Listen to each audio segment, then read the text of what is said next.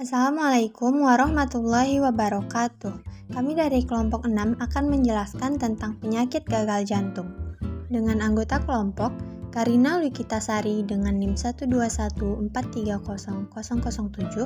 Pusparini dengan NIM 121430041, Rahmani Sapratiwi Kamal dengan NIM 121430010, Zahra Maulidia dengan NIM 121430066, Muhammad Riyadi dengan NIM 121430125 dan Vista Sari Afifah dengan NIM 121430026. Sebelum kita masuk ke pembahasan gagal jantung, maka kita harus mengetahui apa itu jantung. Jantung adalah sebuah organ tubuh manusia yang berongga serta berotot yang berperan dalam sistem peredaran darah manusia. Jantung mengendalikan seluruh kegiatan peredaran darah dengan melibatkan pembuluh darah sebagai salurannya. Secara singkat, sirkulasi darah yang dipompa jantung adalah dari tubuh ke jantung. Bentuk jantung lebih kurang mirip seperti kepalan tangan orang dewasa yang terbalik. Organ ini merupakan organ utama yang berperan dalam sistem kardiovaskular. Ukuran jantung kira-kira sebesar kepalan tangan orang dewasa, atau memiliki panjang 12 cm dengan lebar 8 cm dan tebal 6 cm dengan berat sekitar 300 gram. Jantung memiliki 3 lapisan otot atau miokardium yang berbeda, dan masing-masing lapisannya memiliki fungsi yang berbeda pula. Otot-otot jantung ini harus selalu disuplai oleh darah segar yang dibawa oleh arteri koroner agar jantung tidak berhenti berdetak. Lapisan tersebut terdiri dari lapisan perikardium, lapisan miokardium, dan juga lapisan endokardium. Fungsi jantung. Yang pertama, perikardium. Bagian ini juga berfungsi untuk menyangga dan menahan jantung untuk tetap berada dalam posisinya. Dinding jantung terdiri dari 3 lapisan, yaitu epikardium atau lapisan terluar, miokardium atau lapisan tengah, dan endokardium atau lapisan dalam. Kedua adalah serambi atau atrium. Serambi kanan berfungsi untuk menerima darah kotor dari tubuh yang dibawa oleh pembuluh darah. Sedangkan serambi kiri berfungsi untuk menerima darah bersih dari paru-paru. Serambi memiliki dinding yang lebih tipis dan tidak berotot, karena tugasnya hanya sebagai ruangan penerima darah.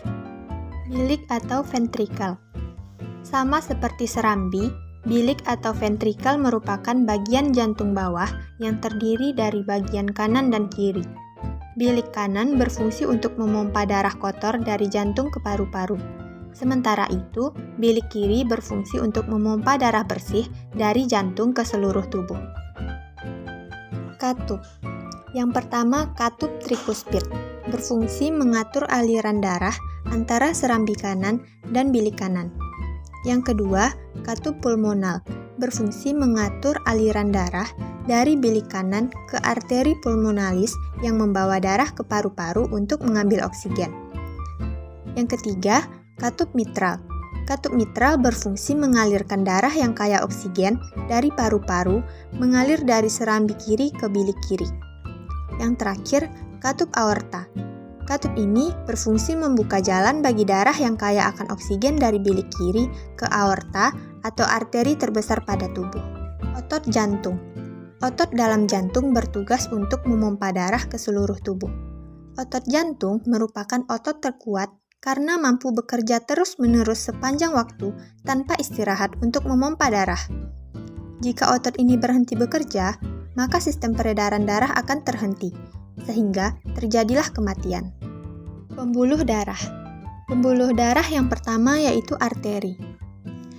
Pembuluh darah jantung ini kaya akan oksigen karena berfungsi mengalirkan darah dari sisi kiri otot jantung atau ventrikel dan atrium kiri.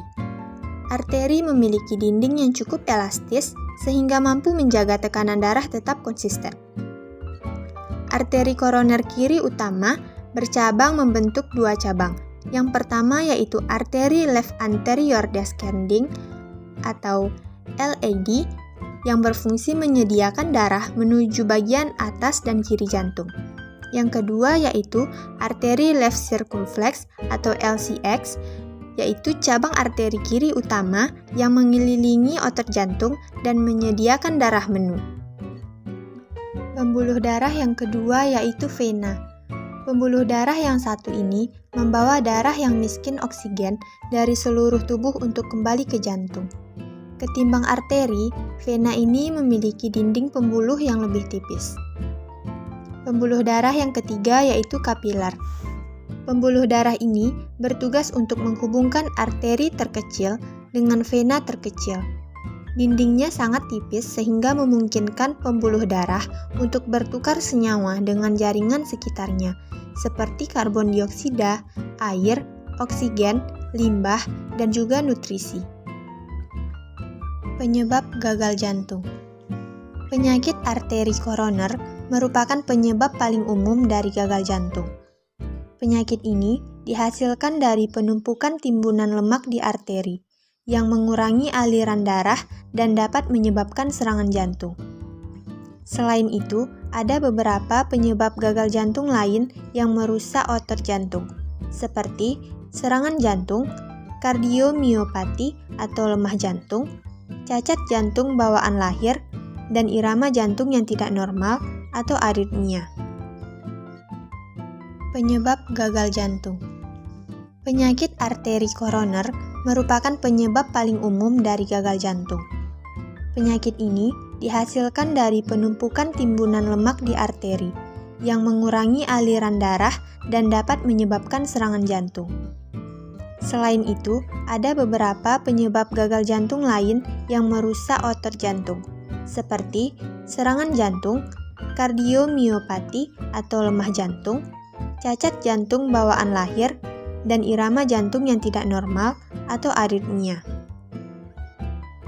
Gejala gagal jantung. Yang pertama yaitu kongesti paru atau sembab paru. Cairan yang tertimbun di paru dapat menyebabkan sesak nafas atau nafas pendek saat beraktivitas, atau kesulitan bernafas saat istirahat, atau ketika berbaring terlentang di tempat tidur. Kongesti paru juga menyebabkan batuk atau mengi. Yang kedua yaitu retensi cairan dan air. Berkurangnya darah ke ginjal akan menyebabkan timbunan cairan dan air, mengakibatkan kaki bengkak, membesarnya perut atau disebut juga askites, dan bertambahnya berat badan. Yang ketiga yaitu pusing, lemah, dan cepat capek. Kurangnya darah ke otak akan menyebabkan pusing atau kebingungan, atau disebut juga dengan confusion. Gejala gagal jantung yang terakhir yaitu gangguan irama jantung.